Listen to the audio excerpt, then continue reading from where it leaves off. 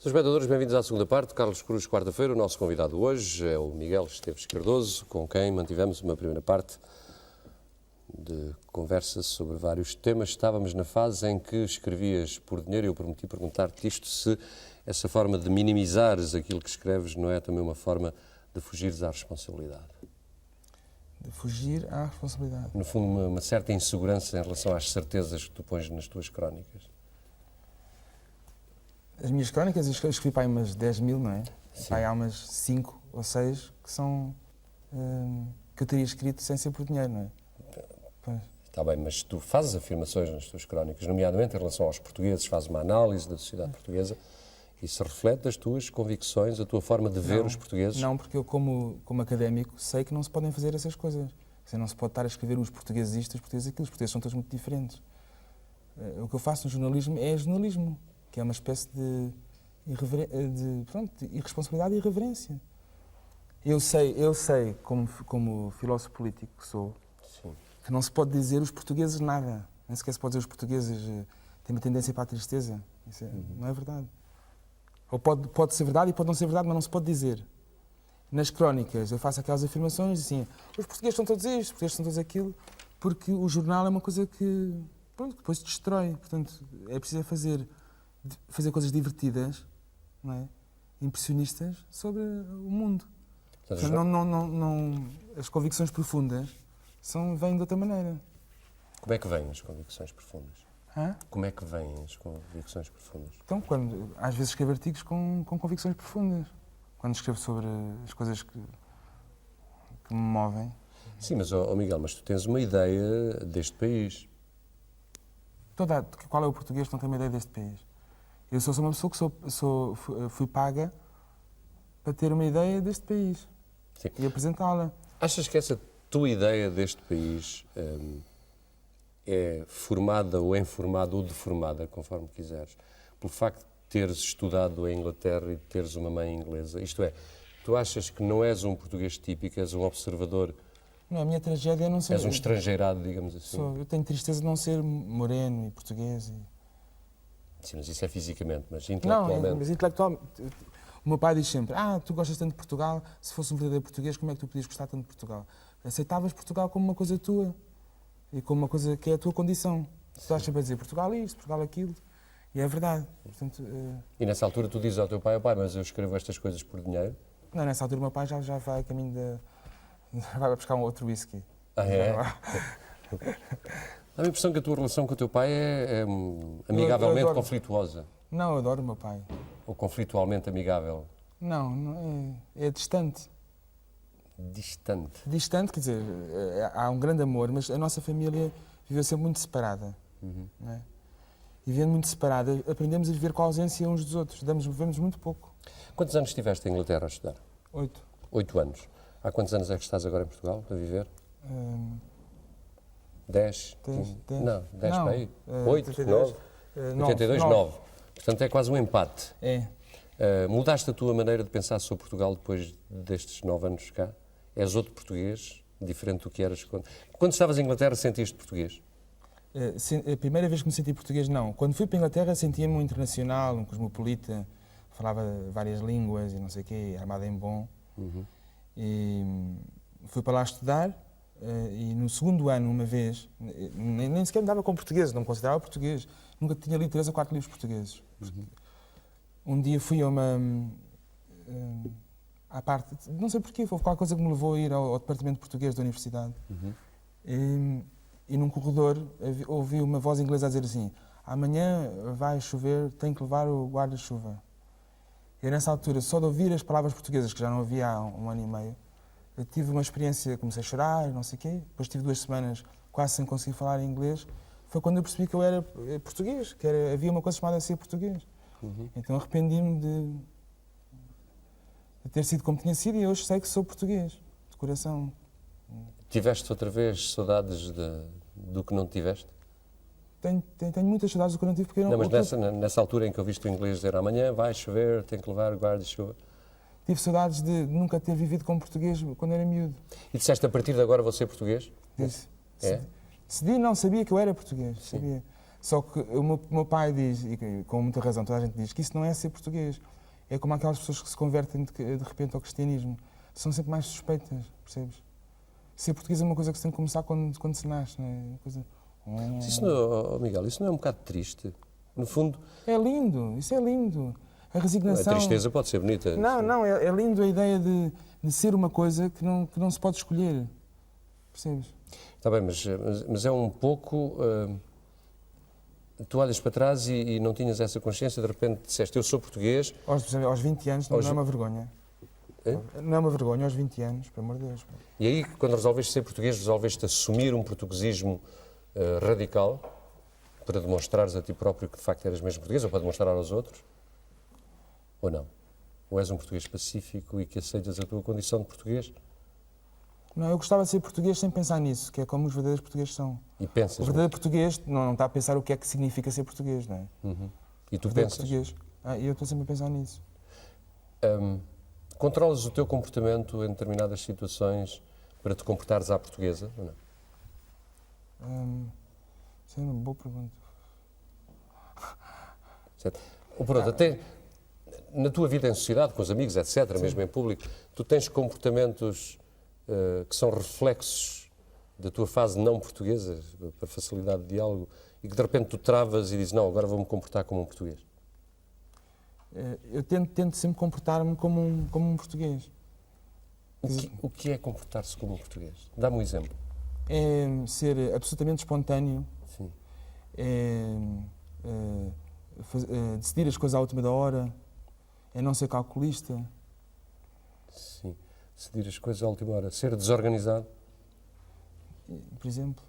Isso é assumir. Por exemplo, eu até ter a realização que era português, chegava sempre a horas, agora chego sempre atrasado. Assumidamente. Hã? Fazes horas para chegar atrasado? Não faço horas. Chego genuinamente atrasado, que achei arrependido de ter chegado atrasado, querendo chegar a horas. Só assim é que tem valor chegar atrasado.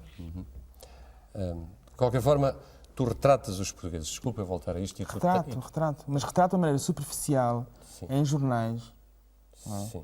De uma maneira para divertir as pessoas, porque ninguém quer ser retratada. As pessoas não leem aqueles... Se eu fosse fazer eu já fiz estudos sociológicos sobre a sociedade portuguesa. Ninguém quer saber, não é? Mas um trabalho que durou 4 anos a estudar as atitudes dos portugueses para com a autoridade. Ninguém quer saber. Os portugueses não se querem ver retratados. Os portugueses querem ler ao pequeno almoço alguma coisa que os divirta e que diga assim umas pataquadas acerca dos portugueses que pode ser ou não verdade. E foi isso que eu fiz. Isso é mesmo isso. Mas, Miguel, Carlos, isso é mesmo verdade. Eu acredito que seja verdade. Eu não estou aqui para dizer que estás a dizer mentiras. Não estou a retratar... Mas isso... Não, estás a retratar. Desculpa, quando dizes que o português quer ler coisas que o divirtam ao pequeno almoço, tu estás a retratar o português. Não, porque o português também tem um lado bonito que é, se eu tiver com o coração partido e escrever uma coisa de coração partido no jornal, os portugueses também gostam de ler, enquanto, por exemplo, se fosse de Inglaterra ou noutro país, mandavam logo a... Quer dizer, aquela coisa de chorar em público, que é uma coisa que eu posso fazer aqui, os portugueses deixam que chorem em público. Sim. Se fosse de Inglaterra, eu falo, filho, vai chorar para a tua horta. Sim, mas isso, eu continuo a dizer, isso não reflete uma certa ideia de que o português é um bocado leviano em relação àquilo que espera da comunicação social, por exemplo? Eu acho que o português tem a atitude correta em relação à comunicação social, que é não liga muito. Tem a sua própria opinião. Tem. Não liga muito, não lê muito. E essa atitude é correta, achas tu? Eu acho absolutamente correta. Acho que os portugueses têm comunicação social a mais. Disseste que podias chorar aqui, se quisesses. Choras com facilidade? Não. Agora, nos últimos tempos, comecei a chorar, porque eu acho que nós quando somos miúdos, Sim. A gente sente como se fosse chorar, o quente atrás dos olhos, não é? Exato. E sente tudo o que se deve sentir uma pessoa quando chora. Só que de tanto dizer que não deve chorar, uma pessoa não chora. Mas agora, eu só chorava nos filmes, no Bambi, no ET, não sei o quê. Mas agora, ultimamente, comecei a chorar. Tenho chorado. É muito melhor. Em que tipo de situações? Em situações quando cai em mim. Quando cais em ti, olhar para dentro de ti ou olhar para... Não olho para mim, mas quando cai em mim, agora já choro. Mas o que é cair em mim? Pode ter várias Eu sou uma leituras. pessoa muito ocupada, não é? Sim. Estou sempre a andar de um lado para o outro. Exato. Não tenho tempo para pensar em mim. Sim. E acho que se calhar também faço isso de propósito para não ter tempo para pensar em mim, não é? Exato. Mas há algum momento em que eu caio em mim, ou alguma coisa, por exemplo, que eu caio em mim, veja que, por exemplo, que as minhas filhas têm 10 anos e eu só as vi aos fins de semana, Sim. que os meus amigos estão todos, não os vejo há meses, Sim. os meus pais também vejo muito pouquinhos. Quando cai em mim e percebo a distância que eu estou de tudo que tenho no coração, agora já consigo chorar. Choras. Eu chorei a primeira vez para há uma semana, chorei com a Madalena, mas foi bom. Porquê é que choraste há uma semana? Hã? Porquê é que choraste há uma semana? Chorei porque percebi que tinha falhado como pai das minhas filhas, como filho dos meus pais e como amigo dos meus amigos, que tinha falhado. Onde é que falhaste como pai das tuas filhas? Eu não estive lá, Onde é que falhaste como filho dos teus pais? não vou lá, Onde é que falhaste com os teus amigos? não estou com eles. Isso fez-me chorar. Ok. Choraste, desabafaste, mas tomaste consciência dessa situação. Hã? Tomaste consciência de que tinhas sido mau pai, mau filho e mau amigo. É isso que te fez chorar? Não é mau amigo, porque eu no meu coração... Ou não amigo, ou Não, ausência. o problema da minha vida é a questão da presença, não é a questão do sentimento. Também, mas tomaste consciência de que não tinhas dado essa presença. Pois. Prometeste a ti próprio que a partir desse momento em que estavas a chorar ias emendar isso ou não? Porque as pessoas não têm emenda, Carlos. As pessoas não têm emenda. Portanto, preferes chorar semanalmente? Não, eu só chorei uma vez nos últimos... Também, mas nada impede que caias Nos em últimos ti... 18 anos chorei uma vez, não é chorar semanalmente. Ó Miguel, mas nada Tu impede que de perguntaste repente... e eu no meio- respondi. Eu digo sempre, eu estou-te a dizer a verdade, não é? A verdade. Espero bem que sim. Pois, estou a dizer a verdade. A verdade que tu queres que os espectadores conheçam. Não, estou a dizer mesmo a verdade, verdade. Está. Mas, portanto, se de repente nesta nossa conversa tu caíres em ti e te lembrares que foste mau pai, Pois. ou por ausência física, mau filho por ausência física, mau amigo por ausência física, começarias a chorar outra vez e, portanto, isso é ótimo, desabafas. No fundo é um bocado... Não, porque... Pois. Não é um bocado o ir à igreja confessar o pecado, depois a penitência e no dia seguinte cometer o mesmo pecado? É. A propósito, és católico? Não. Tens alguma religião? Não. Algum valor superior? Não. Acima do homem? Não. Achas que o homem é a medida de todas as coisas? Acho. Sozinho ou em coletividade? Em coletividade. E daí peço que me definas o que é isso de ser conservador, coletivista de direita. Para mim é um palavrão daqueles enormes. Explica-me isto tudo. Isto é assim. Há o liberalismo que diz que o indivíduo é a coisa mais importante da sociedade. Exato. E que, portanto, concorre, os indivíduos concorrem uns com os outros, o Estado é uma espécie de árbitro, o indivíduo é o centro. O indivíduo é a pessoa, segue os seus ideais, etc. O individualismo é uma coisa, o coletivismo é outra, diz que nós pertencemos à nossa família, a uma nação, etc, etc. Não é? Ou a um mundo. Isso é outra maneira de ver. Exato. Portanto, depois há os liberais de direita e de esquerda, não é? E depois há os coletivistas de direita e de esquerda. Os de esquerda são os que querem mudar o mundo para melhor, ou para uma sociedade mais igual, não é? Ou que acreditam que é preciso que é possível mais justiça e mais, etc. Os conservadores são aqueles que querem manter, cuja primeira preocupação é manter a comunidade intacta. Sim, mas, Miguel, a direita, por definição, não é a sobrevalorização do indivíduo em termos de egoísmo? Sim, a direita tal qual existe, CDS e PSD, não sei o quê, horrorosa porque é precisamente isto, o indivíduo... Sim, mas deixemos os partidos políticos, Não, os porque a partidos, partir daí não, teríamos que aceitar que os... em qualquer país. Não, mas nós aí teríamos que aceitar que os partidos políticos, da maneira como estão organizados em Portugal, refletem de alguma forma as definições ideológicas... A ideologia dominante de toda a sociedade, de todo o mundo ocidental, é o individualismo. Seja de esquerda, não estou a falar dos partidos portugueses, todos os partidos têm essa base. A mim o que me faz confusão é ser coletivista de direita, na medida que, para mim, pelo menos a direita, é sempre a afirmação egoísta e individualista. Não, isso é porque essa direita está no poder, mas há uma direita filosófica muito importante que é coletivista de direita, que é a comunidade, o que me liga a mim ao homem mais pobre, ao pescador. Eu sinto-me ligado a essas pessoas. Sim, mas a esquerda também se sente ligada a essas pessoas. Pois sendo, por isso é que eu me dou. O que é que distingue o coletivo? Todos os meus amigos são... Eu não tenho um amigo... Mas o que é que distingue nessa tua teoria? Não é a teoria não é minha, Carlos. Na teoria que tu segues, Pois. o que é que distingue a direita da esquerda? O que é um coletivista de direita contra um coletivista de esquerda? Um coletivista da esquerda é assim, há uma sociedade futura melhor que se pode atingir, em que as pessoas são mais iguais, mais felizes, etc, etc. E o coletivista de esquerda acha que... O pronto, de direita. Esse é o de esquerda? Esse é o de esquerda. Sim. Pois. E agora o de direita? Que O és de tu? direita vê que há uma comunidade que vem de trás, Sim. que tem ligações umas com as outras e que é preciso, sobretudo, manter. Sim. Não tenho uma sociedade futura, não tenho uma ambição. Mas a sociedade que vem de trás tem, por exemplo, pessoas, indivíduos ou pequeninos grupos que detêm o poder. Pois. Não é? Portanto, tu defendes que seja mantido esse status quo. Daí o teu conservadorismo. Não é? Portanto, há que não transformar.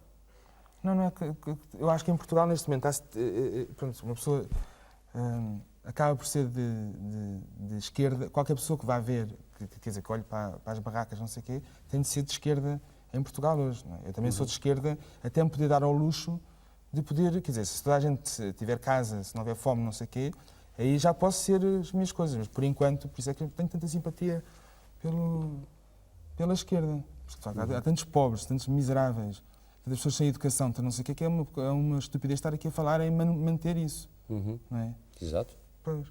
Pois era aí que eu queria chegar. Quer dizer, porque é que não dizes Não, mas apenas que és não- um coletivista? E porque é que... Não, coletivista de direita significa que manter uma nação, cada um no seu lugar. O pescador com o seu pescador, mas feliz como pescador. Então, e achas que a esquerda, achas que a esquerda pensa que o pescador deve ser transformado num tecnocrata? Não, a esquerda tem uma ideia do futuro, tem uma ideia que o homem se pode alterar, tem a ideia de que se pode chegar a uma sociedade melhor do que a atual. E tu achas que não? Eu acho que as sociedades, em certa medida, tendem a piorar. De acordo com que padrões? Ou comparado com que padrões? Pior, por exemplo, as pessoas estão cada vez mais egoístas. E achas que as pessoas são menos felizes assim? Porque, repara uma coisa, se as pessoas estão cada vez mais egoístas, no fundo escolhem ser mais egoístas. Não, são encorajadas a serem mais egoístas. Portanto, não têm vontade própria. Têm vontade própria, mas são encorajadas a serem mais egoístas. Não pensam nos outros. Mas são influenciadas para irem por esse caminho, não é? São encorajadas por quem? É pela mentalidade dominante, cultura dominante ocidental, que é uma cultura individualista, liberal, egoísta, exploração do eu. Eu sou contra isso tudo. Também, mas portanto as pessoas são influenciadas e abdicam da sua capacidade de lutar contra isso. No fundo, acomodam-se. Ou não? Não, as pessoas lutam por si. O que eu noto é que já quase ninguém tem ideias políticas hoje em dia, ninguém milita, ninguém pensa nos outros nesse sentido. Toda a gente parece ter desistido e ter dizer, vou saber é da minha vidinha. Isso é muito triste. Mas, Miguel, no início da nossa conversa, pareceu-me entender daquilo que tu dizias, portanto, que acabou, não há esperança, não há... É assim, há a deixar que estar o mundo como está, a sociedade Não é como está. Não. Eu acho que há corrigir as coisas como a pobreza e a miséria, não sei o que, são nossos irmãos. Não é? Portanto, tentar, em vez de gastar dinheiro em centros culturais, não sei o quê, por exemplo, em Portugal, Sim. dar educação às pessoas, dar casas aos pobres, porque eles estão no mesmo barco que nós. E não é esta coisa de cada um safar-se. Isso é ser coletivista de direita, que é sem ter nenhuma sociedade futura em mente. Eu não quero eu não acredito que seja possível. Acho que isso, pronto, as coisas vão mudando por si, mas não tenho uma sociedade futura em mente. Queria só que as pessoas não fossem, como todos os conservadores coletivistas, que não houvesse pobres, que não houvesse pessoas ignorantes, que não houvesse pessoas escravas da vida. Portanto, isso revela um Miguel Esteves Cardoso que tem bem assente na sua cabeça um conjunto de valores. Eu acredito no Estado. Isso é como me distingue dos liberais. Não, isso distingue-te, afinal, do Beckett. O Beckett nunca se pronunciou sobre coisas políticas. Sim, mas toda a obra do Beckett nos encaminha para... ele não terá escrito, mas pelo menos julgo que é lícito concluir que ele não acreditava no Estado. Não. Mas tu acreditas no Estado. Eu acredito que o Estado é a única salvação, porque se todos nós formos nos entregarmos aos nossos egoísmos, eu acho que o resultado é tão selvagem que passamos por cima os fortes a oprimir os fracos, etc. E como filósofo político, Miguel, tu acreditas no Estado e quem domina o aparelho do Estado? O Estado, segundo a tua teoria, tem uma intervenção na vida do cidadão. Uma coisa é a filosofia política, é o que deveria ser, que é o que eu estudei. Outra coisa é... Aquilo que tu pensas. Não, outra coisa é aquilo que eu penso e outra coisa é É a realidade. É a realidade. Sim. Mas tu acreditando no Estado, esse Estado em que tu, Miguel Esteves Cardoso, acreditas, depois é informado por pessoas. Não, mas está a ser desmantelado, os Estados estão a ser desmantelados por causa do liberalismo. Está tudo, assim, tudo é privatizado, portanto, os exércitos, as Forças Armadas estão a ser desarmadas, por exemplo, isso é no caso de Portugal. Mas tu gostarias que fosse ao contrário? Não, eu gostaria, tenho uma grande pena que Seja assim. seja assim. Portanto, és contra as privatizações? Não sou contra as privatizações. Sou contra o desarmamento das Forças Armadas e sou contra o Estado destituir-se como entidade de certos bens de que necessita, ou que necessitará no futuro. Achas que o Estado em Portugal se está a desmembrar sobre esse aspecto? Está a perder... O Estado, no caso de Portugal, é um caso flagrante, que é um Estado enormíssimo, uma coisa gigantesca, e, portanto, em termos de filosofia política, é uma anedota estar a falar de Portugal, porque é um Estado tão macrocéfalo, não é? Que ele tem mesmo que... Sobreviver. Não, quer dizer, não há que temer pela sobrevivência do Estado em Portugal. Foi. Mas, em termos teóricos, acho que o Estado tende a desaparecer. Em termos teóricos de filosofia política, de sistemas políticos, que daqui a 20 anos vais ter Estados minimais. Achas que o desmembramento da União Soviética é o início disso? Eu acho muito bem que se desmembre a União Soviética, porque são nações diferentes, com línguas diferentes, etc. Mas achas que é o início do aparecimento desses Estados minimais? Acho que vai ser tudo uma grande bagunça. Que vem uma por aí. bagunça absoluta, ultracapitalista, ultra egoísta, sem quaisquer valores. E acho que a União Soviética perde, pelo menos tinha valores, e agora pronto, vamos ser todos iguais. Isso é a tragédia. Acho que a coletivista de esquerda quer que nós sejamos todos iguais. E fica contente, toda a gente fica contente quando cai o muro de Berlim, toda a gente tem a mesma opinião acerca da África do Sul, etc, etc. A esquerda com isso fica contente. E eu, como sou de direita, gostava que se mantivessem as diferenças, percebes? Fosse diferente. Que as pessoas continuassem diferentes, que as nações fossem diferentes, que as línguas fossem muito diferentes, que os costumes fossem diferentes. Sim. Portanto, a existência de classes em que as classes menos favorecidas tivessem acesso a maiores regalias, é isso? Não, isso aí parece um chavão do... Mas eu também sei alguns chavões. Eu também sei alguns chavões. Não, eu acho que... No fundo, aquilo que te aproxima do pescador, voltando à tua comparação de há bocado, quer dizer, há que promover o pescador também, a qualidade de vida dele, ou não? Não, eu acho que o pescador tem que ter... Um bom pescador é tão bom como um bom advogado, é o melhor até. Está bem, mas entre um bom pescador a ganhar 10 contos por mês e um bom advogado a ganhar 10.000 contos por mês, há uma certa diferença. Não, eu digo é que os pescadores devem, as pessoas, sejam qual for a profissão delas e qual for o lugar delas na vida, que devem ter, devem ser tão respeitadas como os outros. Se as pessoas não vivem só de respeito, Miguel? Hã? De respeito e dinheiro. Ah, bom. Não é dinheiro, não. Portanto, Não, é dinheiro, completamente. Por isso é que existe o Estado. Por isso é que eu sou totalmente a favor dos impostos. Para tirar dinheiro aos ricos, para dar aos pobres. É preciso pagar esses pescadores. E para dar casas às pessoas. Okay, mas não é isso que os liberais pensam. Vamos fazer aqui o segundo intervalo, se não te importas. Senhores espectadores, voltaremos dentro de momentos para a terceira e última parte desta nossa conversa com Miguel Esteves Cardoso, e na terceira e última parte um dos temas que eu quero abordar é o amor e a SIDA. Até já.